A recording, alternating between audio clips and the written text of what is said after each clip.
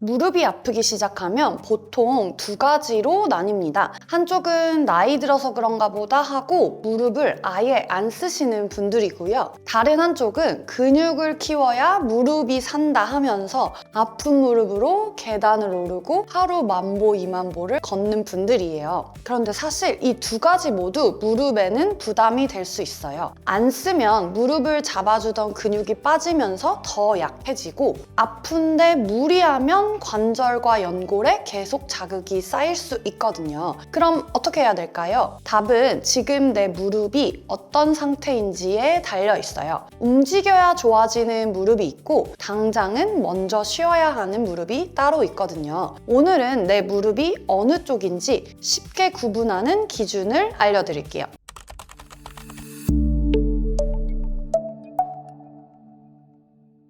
먼저 기준은 통증의 세기입니다. 통증을 0부터 10까지 나눈다고 했을 때 5를 넘어가는 통증은 일단 쉬어야 하는 무릎이라고 보시면 됩니다. 가만히 앉아 있어도 쑤신다. 걸을 때 나도 모르게 다리를 절게 된다. 운동한 날보다 다음날 아침에 더 아프고 뻣뻣하다. 무릎이 붓거나 열감이 있다. 이런 경우에는 어제 한 활동이 무릎이 버틸 수 있는 한계를 넘었다는 신호일 수 있어요. 이때는 억지로 운동을 늘리기보다 먼저 염증과 통증을 가라앉히는 게 중요합니다. 반대로 통증이 3에서 4 정도로 은은하게 뻐근하고 붓거나 열나지는 않고 아침에는 뻑뻑한데 조금 움직이면 부드러워진다, 이런 무릎이라면 오히려 적당히 움직여주는 게 도움이 될 수 있어요. 여기서 중요한 건 무작정 많이 걷기가 아니라 무릎에 부담을 덜 주면서 허벅지 힘을 키우는 겁니다. 무릎 통증이 있는 분들이 가장 많이 실수하는 운동이 계단 오르기랑 무리한 걷기예요. 무릎이 아픈 상태에서 계단, 등산, 스쿼트처럼 체중이 많이 실리는 운동을 하면 오히려 무릎 앞쪽과 안쪽에 부담이 커질 수가 있어요. 처음에는 누워서 하거나 앉아서 하는 운동부터 시작하는 게 좋아요. 예를 들면 누워서 무릎 뒤에 수건을 받치고 그 수건을 바닥 쪽으로 10초간 지그시 누르는 운동, 또는 의자에 앉아서 한쪽 무릎을 쭉 펴고 10초 버티는 운동. 이런 운동은 무릎에 체중을 많이 싣지 않으면서 허벅지 힘을 키우는데 도움이 됩니다. 허리 협착증이나 허리 디스크, 고관절 통증까지 있는 분들은 더더욱더 체중 싣는 운동을 조심하셔야 돼요. 그런데 운동하기 전에 먼저 확인하셔야 될 게 있는데요. 지금 내 무릎이 집에서 관리해도 되는 무릎인지 아니면 병원에 가서 진료를 먼저 받아야 하는 무릎인지 구분을 해야 돼요. 5가지 신호를 알려드릴게요. 첫 번째, 무릎이 갑자기 안 펴지거나 중간에 딱 걸린 것처럼 잠기는 경우. 두 번째, 체중을 실으려고 하면 무릎이 푹 꺾이면서 주저앉을 것 같은 경우. 세 번째, 한쪽 무릎만 유독 벌겋게 달아오르고 손을 대면 뜨겁게 열감이 느껴지고 퉁퉁 붓는 경우. 네 번째, 낮보다 밤에 누웠을 때 통증이 심해서 잠을 깨는 경우.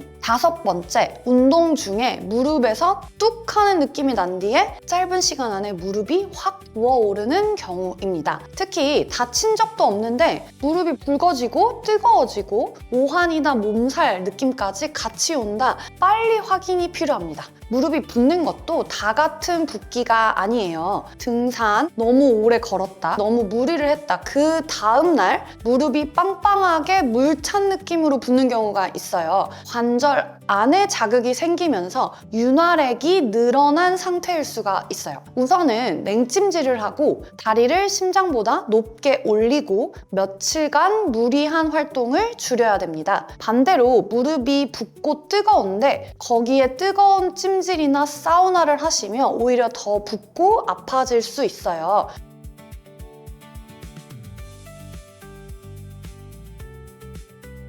그럼 내 무릎은 왜 아픈 걸까요? 계단을 내려갈 때나 쪼그려 앉았다 일어날 때 무릎 안쪽이 시큰하다, 무릎뼈 뒤쪽 관절에 부담이 쌓인 경우가 많아요. 무릎뼈 바로 아래를 누르면 너무 아프다, 또는 점프나 등산을 한 후에 심해진다, 이러면 힘줄 쪽 염증을 봐야 되고요. 무릎 자체는 멀쩡한 것 같은데 허리를 움직일 때 무릎까지 찌릿하고 다리가 저리다, 허리 소리신경 문제일 수도 있어요. 가만히 있어도 무릎 깊은 곳이 욱신거리고 오래 걷거나 밤에 더 아프다, 퇴행성 관절 변화가 어느 정도 진행됐는지도 확인해 봐야 합니다. 엑스레이를 찍고 연골이 닳았다 이런 말씀 들으시면 많은 분들이 이제 내 무릎 끝났네 이렇게 생각하시는 분들 많으신데요. 연골이 닳은 정도와 통증이 꼭 비례하는 거는 아니에요. 사진상으로는 연골 간격이 좁아 보여도 통증 없이 잘 지내시는 분들도 있고요. 사진상으로는 연골이 닳지 않았는데 많이 아파하시는 분들도 있거든요. 이미 닳아버린 연골을 원래대로 되돌리는 건 당연히 너무 어렵습니다. 하지만 무릎 주변 근육을 키우고 염증을 줄이고 체중과 자세를 관리하면 통증을 줄이고 일상생활을 편하게 만드는 건 충분히 가능합니다. 노화라서 어쩔 수 없는 게 아니라 관리로 달라질 수 있는 부분이 분명히 있습니다. 그럼 걷기는 무릎에 좋은 걸까요? 반은 맞고 반은 조심해야 됩니다. 무릎 연골에는 혈관이 거의 없기 때문에 관절액을 통해서 영양을 공급받거든요. 적당히 움직여야 관절액이 순환이 되고 무릎도 부드러워질 수가 있어요. 문제는 아픈 걸 참고 평지를 걸을 때도 무릎에는 체중보다 더 큰 부담이 실립니다. 무릎이 붓고 뜨거운 상태이거나 다리가 옷자로 많이 휘어서 안쪽 연골에만 부담이 가는 분들은 장거리 걷기가 오히려 독이 될 수 있어요. 걷기는 좋은 운동이지만 내 무릎이 받아들일 수 있는 양만큼만 해야 약이 됩니다. 무릎 통증에서 운동만큼 중요한 게 바로 체중인데요. 체중이 1kg 줄면 걸을 때 무릎이 받는 부담은 그보다 훨씬 크게 줄어들거든요. 뱃살이나 내장 지방이 많으신 분들 단순히 몸무게만 문제가 되는 게 아니에요. 지방세포에서 나오는 염증 물질이 몸 전체의 염증 환경에 영향을 줄 수가 있거든요. 체중을 감량하는 건 단순히 무릎에 부담을 주는 짐을 줄이는 것뿐만이 아니라 무릎 주변의 염증을 줄이는 데도 도움이 됩니다. 한의학에서는 무릎 통증도 한 가지로만 보지 않아요. 차고 시리고 뻣뻣한 무릎인지, 붓고 후끈거리는 무릎인지, 예전에 다친 뒤로 콕콕 찌르듯이 아픈 무릎인지, 기운이 빠지고 오래 걸으면 힘이 풀리는 무릎인지에 따라 치료 방향을 다르게 봅니다. 시리고 뻣뻣한 무릎은 따뜻하게 순환을 도와주는 치료가 필요할 수 있고요. 붓고 열감이 있는 무릎은 먼저 염증과 열감을 가라앉히는 방향으로 치료합니다. 오래된 손상 이후에 콕콕 찌르는 통증이 남아있다면 묻어있는 무릎 주변 조직과 순환 상태를 같이 봐야 되고요. 연세가 많고 무릎을 버티는 힘 자체가 떨어지는 분들은 침치료뿐만이 아니라 근육과 인대 회복력을 함께 돕는 치료가 필요할 수 있어요. 마지막으로 무릎을 위해 딱 3가지만 기억해 주세요. 첫 번째, 체중입니다. 무릎이 아프다면 어떤 운동을 더 할지보다 무릎이 버텨야 하는 무게를 줄이는 게 먼저일 수 있어요. 두 번째, 자세입니다. 쪼그려 앉기, 양반다리, 바닥 생활은 무릎의 부담이 정말 큽니다. 특히 쪼그려 앉는 자세, 무릎 앞쪽하고 안쪽에 큰 압력을 줄 수가 있어요. 가능하면 의자와 침대를 사용하시고 바닥에서 오래 앉는 습관은 줄이는 게 좋습니다. 세 번째, 찜질이에요. 붓고 뜨거울 때는 차갑게 해주시고요. 뻣뻣하고 무릎이 시리다 이러면 따뜻하게 해주시는 거예요.